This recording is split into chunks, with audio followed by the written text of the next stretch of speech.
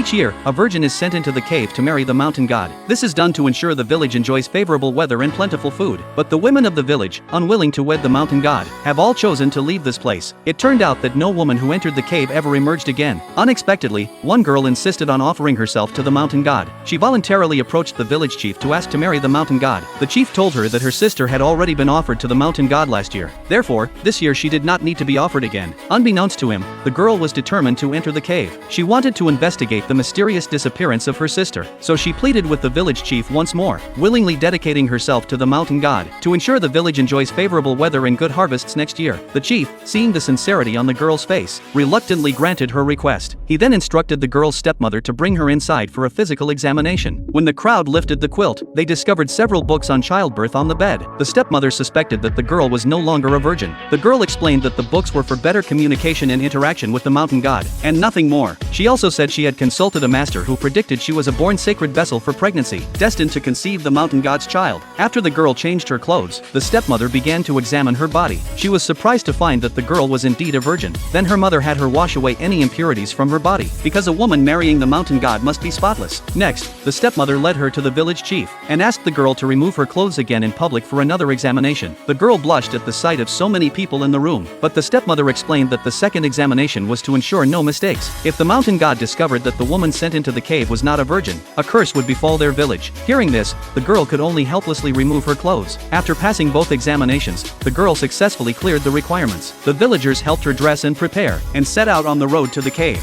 Halfway there, the girl suddenly tripped and cut her hand, causing it to bleed. Seeing this, the chief angrily scolded the girl for being so careless, saying that bleeding on the wedding day was a terrible omen. The girl hurriedly took out a jade pendant, explaining that it was a talisman given to her by a fortune teller. The master had foreseen that she would experience sorrow before joy today. This meant that although she was bleeding now, once she saw the mountain god, she would surely conceive his child. The villagers all thought this made sense. Someone produced a red cloth, explaining that the mountain god's bride must keep her gaze pure, and not look at the mountain spirits. She could only remove the red cloth once she met the mountain god. The chief then blindfolded the girl with the red cloth. A moment later, the group arrived outside the cave. At this point, the chief again advised the girl that upon entering the cave she must obey the mountain god's arrangements, and never go against his will. The girl obediently nodded in agreement. Then, amid the villagers' kneeling worship, she stepped into the cave 1 foot at a time. Suddenly, she heard terrifying sounds coming from inside. Determined to uncover the secret of her sister's disappearance, she removed the red cloth from her eyes to take a closer look, only to be startled.